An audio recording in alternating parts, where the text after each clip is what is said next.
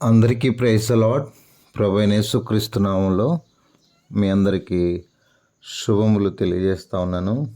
ప్రియమైన దేవుని బిడ్డలారా, బాగున్నారా? అందరూ కూడా సంతోషంగా ఉండాలని, ఈ జీవితంలో ఎదురవుతున్న సమస్యలను ప్రభు ద్వారా అధిగమిస్తూ ముందుకెళ్ళాలని మీకు ప్రభు పేరట తెలియజేస్తూ ఉన్నాను.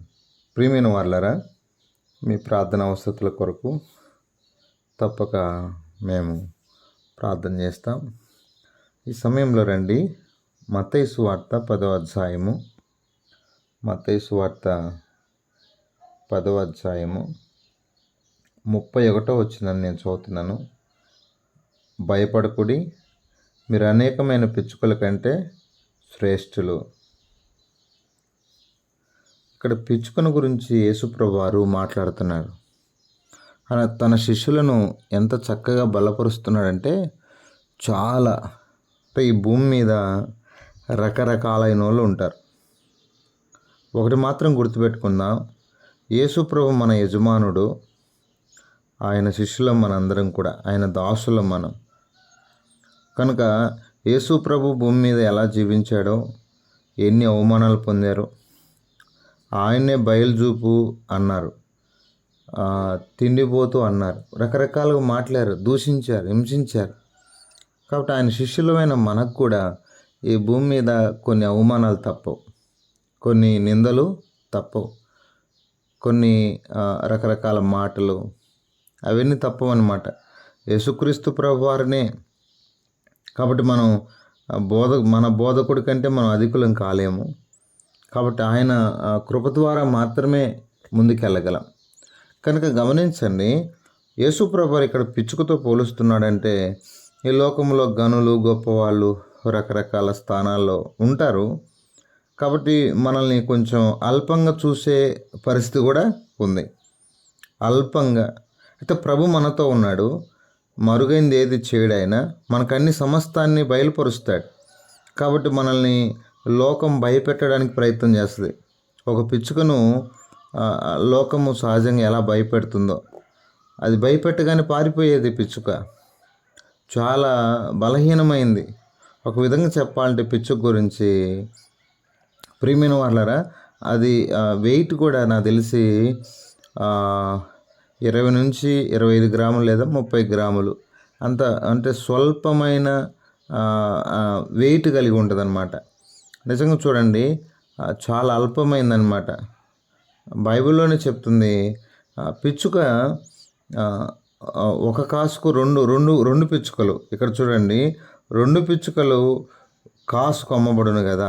అదే లూకాసు వార్త 12లో 2 కాసులు 5 పిచ్చుకలు. అంటే దాన్ని బట్టి అంటే విలువ లేనిది అని మనకు అర్థమవుతుంది. పిచ్చుక విలువ లేనిది. అవునండి, భూమి మీద భూలోకంలో మనకి విలువ లేకపోవచ్చు. గుర్తుపెట్టుకోండి, ఒకటి మాత్రం చెప్తున్నాను ఖచ్చితంగా, ఈ మాటలు వింటున్న నీ జీవితంలో కూడా, ఒకవేళ నీ ఇంట్లో నీకు విలువ లేకపోవచ్చు, నువ్వు వెళ్తున్న సమాజంలో, అంటే నువ్వు నమ్ముకున్న దేవుని బట్టి కానీ, అంటే ఈరోజు తెలియని వారు నేను అవమానపరచవచ్చు, నువ్వు ఒంటరిగా. అందుకే బైబిల్ చెప్తుంది కదా, ఆ ప్రియమైన భక్తులు చాలా అద్భుతంగా అంటే పోలుస్తూ వచ్చారు. అంటే విలువలేంది కదా, విలువలేని దాన్ని తక్కువగా చూస్తారు. 102వ కీర్తన 7, రాత్రి మెలకుగా నుండి ఇంటి మీద ఒంటిగానున్న పిచ్చుక వల్లెనున్నాను. అంటే ఒంటిగానున్న పిచ్చుక, అర్థమవుతుందా? ఒంటిగానున్న పిచ్చుక. సామెతలు 26:2లో రెక్కలు కొట్టుకొనుచు తారాడుచున్న పిచ్చుకయు. అర్థమైందా? తారాడుచు, ఏ ఆధారం లేక. నా ప్రియ స్నేహితులారా, ఒకటి మాత్రం చెప్తున్నాను, ఏ ఆధారం లేక ఒంటిగా ఉంటూ చాలా కష్టపడుతూ ఏడుస్తూ, ఏంటి నా జీవితం ఎలా అయిపోయిందని ఒకవేళ ఎవరైనా వేదన పడుతూ ఉంటే బాధపడద్దు. ప్రభు మీతో ఉన్నాడు. ప్రభు చెప్తున్నాడు, మీరు అనేకమైన పిచ్చుకల కంటే శ్రేష్టమైన వారు, శ్రేష్ఠులు అని మీ తల వెంట్రుకలను లెక్కింపబడ్డాయి. మిమ్మల్ని అంటే భయపెట్టాలని, బెదురు పెట్టాలని ఎంతోమంది చూస్తారు. భయపడద్దు.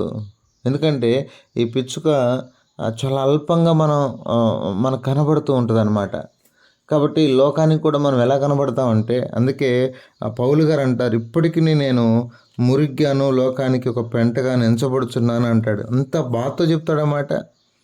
అంటే నిజ క్రైస్తవుడు ఎప్పుడు కూడా లోకానికి అలానే కనబడతాడు మిత్రమా. అవునండి, అవును. కనుక ఏం భయపడద్దు, ఏం బాధపడద్దు ఈ భూమి మీద. ఎందుకంటే పిచ్చుకను పోషిస్తున్న దేవుడు, పిచ్చుకను అంటే సంరక్షిస్తున్న దేవుడు, పిచ్చుకను కాపాడుతున్న దేవుడు. దాని జీవితకాలం మహా అంటే ఒక 3 నుంచి 5 సంవత్సరాలండి. ఇంకా మహా అంటే కొన్ని అక్కడక్కడ పిచ్చుకలు అవి కొంచెం ఎక్కువగా అనగా ఒక 10 సంవత్సరాలు బతికేదానికి కూడా అవకాశం ఉంది. కాబట్టి ఇలాంటి అల్పమైన ఈ పిచ్చుక విషయంలో దేవుడు ఏం మాట్లాడుతున్నాడు తెలుసా? అద్భుతమైన మాట కదా. ఇక రాసుంది, మీ తండ్రి సెలవు లేక వాటిలో ఒకటి నేలను పడదు. అంటే ఎవరైనా మిమ్మల్ని భయపెట్టి మిమ్మల్ని ఏదో చేయాలని మిమ్మల్ని ఇబ్బంది పెట్టాలని చూస్తారు. ఆ చిన్న అల్పమైన పిచ్చుక విషయంలోనే దేవుడు అంత ఆలోచన కలిగి ఉన్నాడు. కాబట్టి అంత మక్కువ కలిగి ఉన్నాడు, అంతగా పరిశీలించి ఆలోచన కలిగి ఉన్నాడు. కాబట్టి మిమ్మల్ని ఎవరేం చేయలేరు. మిమ్మల్ని ఎవరు నా సెలవు లేకుండా ఒక్కటైనను నేలను పడదు. దేవుని సెలవు లేకుండా యోబు దగ్గరికి సాతాను రాగలడా? దేవుని సెలవు లేకుండా తన భక్తులను, అర్థమైందా, యథార్థంగా ఉన్నావు, భక్తిగా ఉన్నావు, దేవుని అనుమతించకపోతే సాతాను ఏం చేయగలడు? నా ప్రియ తమ్ముళ్ళు, చెల్లెళ్ళు, ఒకవేళ అపవాదికి మనం చోటిస్తే తప్ప, చాలాసార్లు అపవాదికి మనం చోటిస్తూ ఉంటాం. అలా ఎవరు అపవాదికి చోటియదు తమ్ముడు, చెల్లి. ఎందుకంటే వాడు మనల్ని ఇబ్బంది పెట్టాలని చూస్తూ ఉంటాడు. అపవాదికి చోటియద్దు నాన్న, అనయ్య, తమ్ముడు, చెల్లి. కాబట్టి ఒకవేళ నువ్వు అల్పంగా భూమి మీదగా ఉండవచ్చు, చాలా పేదరికంలో ఉండొచ్చు, చాలా సమస్యల్లో ఇబ్బందుల్లో నువ్వు ఉండొచ్చు. కానీ ఆయన ప్రభు నీకున్నాడు, ప్రభు నీతో ఉన్నాడు. ఎంతో భారంతో, బాధ్యతతో నీకు ఈ మాటలు చెప్తున్నాను. సారెపతి విధవరాలని దేవుడు వదలలేదండి. అర్థమైందా? భర్తను పోగొట్టుకున్న విధవరాల్ని దేవుడు వదలలేదండి. అర్థమైందా? ఒక విధవరాలకి ఎదురుగా యేసుప్రభు వెళ్ళాడండి, పాడెను ముట్టాడండి. ఎంతోమంది కుష్ఠరోగులు, రక్తస్రావం గల స్త్రీ, ఇక 35 సంవత్సరాలు బెతెస్దా కోనేటితో పడి ఉన్నవాడిని, 18 సంవత్సరాలు మందిరంలో దెయ్యం పట్టిని బలహీనంగా ఉన్న స్త్రీని దేవుడు వదిలిపెట్టలేదండి. దావీదు కుమారుడా నన్ను కరుణించమని కేకవేయగా, నువ్వెవరో నాకు తెలియదు పో అన్నాడా? ఒకటే గుర్తుపెట్టుకుందాం, పిచ్చుక అల్పమైంది కావచ్చు, బలహీనమైంది కావచ్చు, ఎన్నిక లేనిది కావచ్చు, విలువ లేనిది కావచ్చు, అయితే దేవుడు మాత్రం దానికి గొప్ప స్థానాన్ని లోకం ఇవ్వకపోవచ్చు, లోకంలో ఉన్నవారు ఇవ్వకపోవచ్చు. గూడును రేపచ్చు, బాధ పెట్టచ్చు, ఇబ్బంది పెట్టచ్చు, కన్నీళ్ళు పెట్టచ్చు. డోంట్ వరీ, నీ ఇంటి వాళ్ళు నీ శత్రువులుగా మారచ్చు. చెప్పలేం. నువ్వు మంచి ఆత్మీయురాలివే, భక్తిపరురాలివే. మరి ఎందుకో తెలియదు, ఏసేపు వలె సహోదరులు ఏసేపుని ఎలా అసూయపడ్డారో, పగబట్టారు, మరింత పగబట్టారు. నీ మీద కూడా వారు పగబట్టచ్చు. అర్థమైంది? నీ ఒంటరితనం వారికి ఇంకా చులకన కావచ్చు. ఈ సమయంలో మీతో మాట్లాడుతున్నాను నా ప్రియ తమ్ముడు, చెల్లి, అన్న, సేవకులారా. ఈ భూమి మీద ఏది అల్పంగా అనబడుతుందో దాన్ని దేవుడు ఘనపరుస్తాడు. అర్థమైందా? దేవుని కోసం ఈ భూమి మీద నువ్వు ఎంత కష్టపడుతున్నావో అర్థమవుతుందా? సౌలు దృష్టిలో దావీదు తక్కువగా కనపరావచ్చేమో, కానీ ఒకవేళ రాజ్యం పోతుందన్న భయం పుట్టొచ్చేం, కానీ దావీదు తల్లిదండ్రులు, కుటుంబం దృష్టిలో అల్పంగా కనపరావచ్చేమో, కానీ దావీదు దేవుని దృష్టిలో గొప్పగా ఉన్నాడు. దేవుని చిత్తాన్ని నెరవేర్చేవాడుగా ఉన్నాడు. దేవుని సంకల్పాన్ని, దేవుని ఉద్దేశాన్ని నెరవేర్చేవాడుగా. మరి నీ నా పరిస్థితి ఏంది? అందుకే ఈ పిచ్చుకలకు దేవుడు ఎక్కడ స్థలం ఇచ్చాడో తెలుసా? తన బల్ల ఎదుట, బలిపీఠం ఎదుట అండి. 84వ కీర్తన 3, యెహోవా నా రాజా నా దేవా, నీ బలిపీఠం ఎదుటనే పిచ్చుకలకు నివాసము దొరికెను.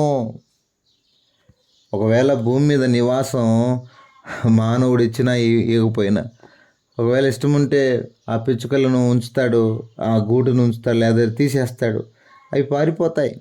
అంటే ఎంత అల్పంగా కనబడుతున్నాయి, ఎంత అల్ప స్వల్ప జీవులు. కాబట్టి దేవుని బిడ్డలారా, దేవుడు మాత్రం తన బలిపీఠం ఎదుట, కోరాహు కుమారులకు ఎలా అయితే బలిపీఠం ఎదుట నివాస స్థలాన్ని ఇచ్చాడో, ఈరోజు ఎన్ని కష్టాల్లో ఉన్నావు, ఏ ఇబ్బందుల్లో ఉన్నావు, ఏ శోధనలో ఉన్నావో, ఏ శోధన నిన్ను భయపెడుతూ ఉందో, ఒక్కసారి దేవుని బలిపీఠం దగ్గరికి రా. ప్రభు కనికరించు నాయనా, నేనే పాటి వాడిని తండ్రి, యాకోబులే ప్రార్థన చెయ్యి. అపాత్రుడనయ్యా, అపాత్రుని ప్రభు. ఈ భూమి మీద నీ దయ లేకపోతే బ్రతకలేనయ్యా. నువ్వు ఆశీర్వదించకపోతే నాకు ఆశీర్వాదం లేదు ప్రభువా. నువ్వు తప్ప నాకు ఏరే దిక్కు లేదయ్యా, ఏరే ఆధారం లేదు ప్రభు అని ఆయన పాదాలు పట్టుకో. ప్రభు నిన్ను ఎంత దీవిస్తాడో. ప్రభు ఈ భూమి మీద నిన్ను ఎంత శ్రేష్టమైన వ్యక్తిగా, శ్రేష్టమైన ప్రియ సహోదరుడిగా నిన్ను ఎలా సిద్ధపరుస్తాడు. ఈరోజు ఎన్నో సమస్యలు నిన్ను చుట్టుముట్టాయి, నిన్ను భయపెడుతున్నాయి, నిన్ను అవి చంపివేయాలని కూడా చూస్తాయి. వద్దు, చనిపో నీతో మాట్లాడుతున్నాయేమో. నో, చనిపోవద్దు. ప్రభు పాదాలు పట్టుకో. ప్రభువా, ఈ పరిస్థితుల్లో నన్ను నాయన గట్టెక్కించు తండ్రి, నన్ను ముందుకు తీసుకెళ్ళు, నాకు విజయం ఇవ్వు, నన్ను ఆదరించు, నన్ను పరామర్శించు ప్రభువా. నువ్వు తప్ప నాకెవరున్నారయ్యా? తెలియక పొరపాటు చేశాను, తెలియక ఏదో తప్పులు చేశాను, నన్ను క్షమించయ్యా. కనుక ఒకవేళ భక్తిగా ఉన్న నీ జీవితంలో కూడా అనేకమైన అవమానాలు, నిందలు, శోధనలు, శ్రమలు వస్తున్నాయేమో. పర్లేదు, నీ మీద నింద వేసే వాళ్ళు ఉంటారు. దానియేలు మీదనే నింద వేశారు, నీ మీద నా మీద వేయడం గొప్ప సంగతి ఏంటి? యేసుప్రభు మీదనే నింద వేశారు, అవమానించారు.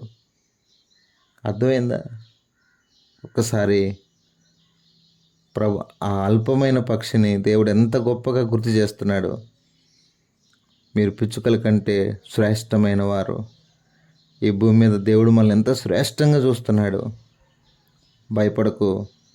ఏదో అయిపోతుందని, ఏమో జరిగిపోతుందని, ఏదో అనారోగ్యమని, ఏదో అప్పుల సమస్యలని భయపడద్దు. ప్రభువే నీతో ఉన్నాడు. ప్రభు నిన్ను ముందుకు తీసుకెళ్తాడు. అందుకే పౌలు అంటాడు, అయ్యా మీరెందుకు నన్ను బలహీనపరిచి నా గుండెలు బద్దలు చేస్తారు ఎందుకు? అవసరమైతే నా ప్రభు కొరకు చావడానికి కూడా నేను సిద్ధమేనయ్యా. అయ్యా వద్దయ్యా, యెరూషలేము వెళ్తావేమో, నువ్వు చనిపోతావు, నా ప్రభు కొరకు చనిపోవడానికి కూడా నేను సిద్ధమేనయ్యా. ఎంత సమర్పించుకున్నాడో. ప్రభు కొరకు నీ జీవితాన్ని, నా జీవితాన్ని సమర్పించుకుందాం. వద్దు ఈ జీవితం ఇంకా పాపంలో, అల్పమైన వాటిలో ఇక ఉండద్దు. ప్రభు కొరకు ఒకవేళ అవమానాలు, నిందలు ఒకవేళ అయినా, మనల్ని లోకం అల్పంగా చూసినా, మురిగ్గా పెంటగా చూసినా పర్లేదు. మనం ధనవంతులమే, అనేకులకి ఐశ్వర్యాన్ని కలిగించేవారు. మట్టి ఘటంలో దేవుడు ఐశ్వర్యాన్ని ఉంచాడు, మర్చిపోవద్దు. నువ్వు శ్రేష్ఠుడవు. రండి ప్రార్థన చేసుకుందాం. పరిశుద్ధమైన తండ్రి, కృపగలిగిన దేవునికి స్తోత్రాలు. మీరు ఇచ్చిన ఈ బంగారు మాటలను బట్టి స్తుతిస్తున్నాను, ఘనపరుస్తూ ఉన్నాను. దైవా, కృప చూపినందుకై స్తుతిస్తున్నాను. మా ప్రియుల కుటుంబాలను దీవించండి, కాపాడుతురండి నాయనా. ఏ సమస్యలో, ఏ ఇబ్బందులో నలిగిపోతున్నారు ప్రభా, వారిని జ్ఞాపకం చేసుకో. వారికి కావలసిన నీ ఆదరణ, నీ క్షేమం వారికి దయచేయవలసిందిగా ప్రార్థిస్తూ ఉన్నాను. కొంతమంది ప్రార్థన అవసరాలు కోరుతూ వచ్చారు తండ్రి. ఆయన మా ప్రియ సహోదరుడు ఆనోకు బ్రదరు, తను పడుతున్న బాధను మీరు కనికరించండి, స్వస్థపరచండి. వారి అమ్మగారి కొరకు, వారి కుటుంబ సభ్యుల కొరకు, బావగారి కొరకు ప్రార్థన చేస్తున్నాను ప్రభువా. మీరే కనికరించము. రవీంద్ర అన్న కొరకు ప్రార్థన చేస్తున్నాను ప్రభు. నా తండ్రి కనికరించము నాయన. ఇంకా కొంతమంది మా కొరకు ప్రార్థించమని కోరుతూ వచ్చారయ్యా. అయ్యా కృపచూపు నాయన, కృపచూపు తండ్రి. అద్భుతములు చేయవాడా మీకు స్తోత్రాలు. ఆశ్చర్యకరుడా మిమ్మల్ని స్తుతిస్తున్నాం. బలవంతుడా మీకు స్తోత్రాలు నాయన. బలపరచువాడ మీకు స్తోత్రాలు. నాయన మా ప్రియులందరి కొరకై మీ సన్నిధిలో మీ పాద పద్మలు ఎదురుపడి ప్రణుతిలుతున్నాం తండ్రి. అయ్యా కృపచూపు నాయన, కృపచూపు తండ్రి, కృపచూపు అయ్యా నాయన. ఎవరైతే సమస్యల్లో ఇరుకు ఇబ్బందుల్లో నాయన పోరాడుతూ ఉన్నారో వారందరి కొరకు ప్రార్థన చేస్తున్నాం అయ్యా కృపలు జ్ఞాపం చేసుకునండి నాయన తండ్రి. అన్న శ్రీనన్న కూడా కొన్ని ప్రార్థన మనవులు నాయన పంపించారు, వాటి కొరకు కూడా ప్రార్థన చేస్తాం నా తండ్రి. ఎలిజబెత్ సహోదరి మరి నాయన ప్రేయర్ టవర్ కొరకు ప్రార్థన చేస్తున్నాం. మీరు కనికరించి చెల్లి షారా కొరకు ప్రార్థన చేస్తున్నాం.